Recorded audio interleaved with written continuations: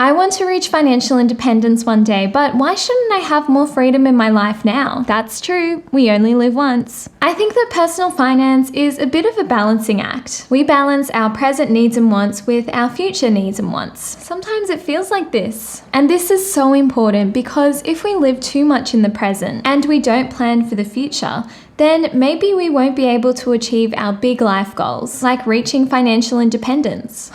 That's true, but I really like these Gucci shoes. But on the other hand, if we live too much for the future, then maybe we will miss out on those precious opportunities in the present. It's okay, just a few more years and I will be partner. Like not smashing the like button on Queenie's videos or subscribing to our YouTube channel. I'm kidding. Things like missing out on being able to spend time with the people that we love and spending time doing the things that make us happy. Whee!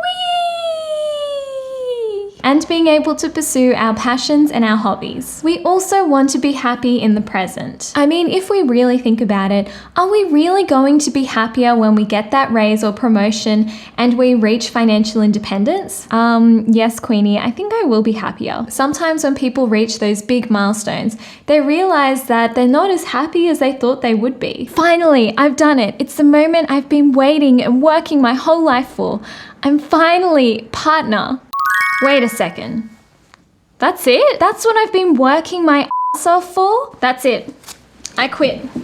So maybe we shouldn't just keep on putting off happiness and we should find ways to give ourselves more freedom and happiness in the present. So this is how we can achieve more freedom and financial independence in our life before we actually reach financial independence. The first thing that we can do is negotiate more freedom instead of negotiating more money. So, you wanted to see me? Yes, I would like more freedom. We can negotiate more annual leave in our jobs and also make sure that we are taking all of the annual leave that we do have. This can really help us break up the work year and make more time for making memories. That's right, I'm going to be making some memories in my 5-kilometer radius because we're in lockdown in Sydney. We can also negotiate working part-time instead of full-time. For example, working 4 days a week instead of 5 days a week. When I was working my full-time 9-to-5 marketing job, I also started to build up some side hustles on the side. And as this YouTube channel started to get more traction, I negotiated to work 4 days a week instead of 5 days a week. And it was honestly a game changer. Even though I was earning less money, I had an extra day to devote to working on my YouTube channel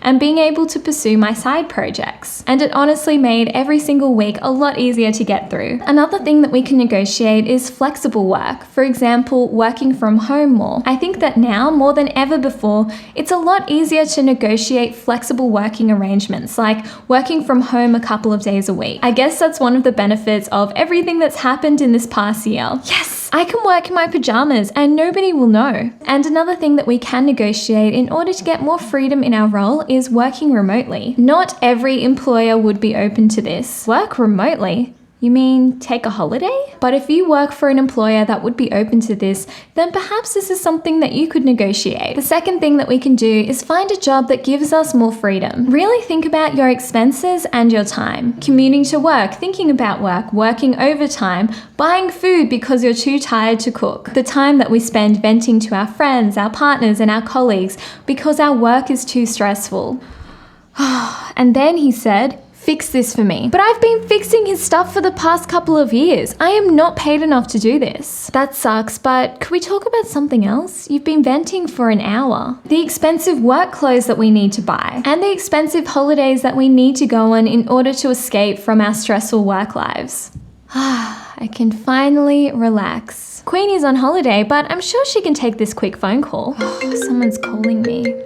Hi, so I know you're on holiday, but can you fix this for us? Yeah, okay, I'll get to it. After adding up all of this time and all of these expenses, how much are we really paid per hour? It's probably not nearly as much as we thought we were. That's a good point. Let me calculate how much I'm earning per hour. What? I'm earning 2 cents per hour. This is a concept that I learned from the amazing book your money all your life. Could we actually get by on a job that pays us less money but gives us more time and more freedom? Maybe we would have more time to cook ourselves instead of having to buy convenience food and takeout. I don't think it's a good idea for anyone to eat my meals. Maybe we wouldn't need to spend as much money on an expensive holiday in order to escape from our stressful jobs. And maybe we would also have more time to do the things that we really want to do and the things that we enjoy. Is there another job that we could work that would suit us better? Do you like working 9 to 5? Or is there another job that can give you more freedom and more flexible work hours that you just enjoy more? I know, I'm going to be a stay-at-home son. There is a concept called the golden handcuffs. This happens when we're working a job which is really highly paid, but we probably don't enjoy. But we need to stay in that job because we need it to fund our lifestyle. I hate my job, but I really want that LV bag. So I'm gonna have to keep on working. Maybe we live in a really fancy home and we have a really fancy car, and we've gotten used to those really fancy holidays. So it becomes really difficult for us to leave those high-paying jobs because we have those golden handcuffs. No!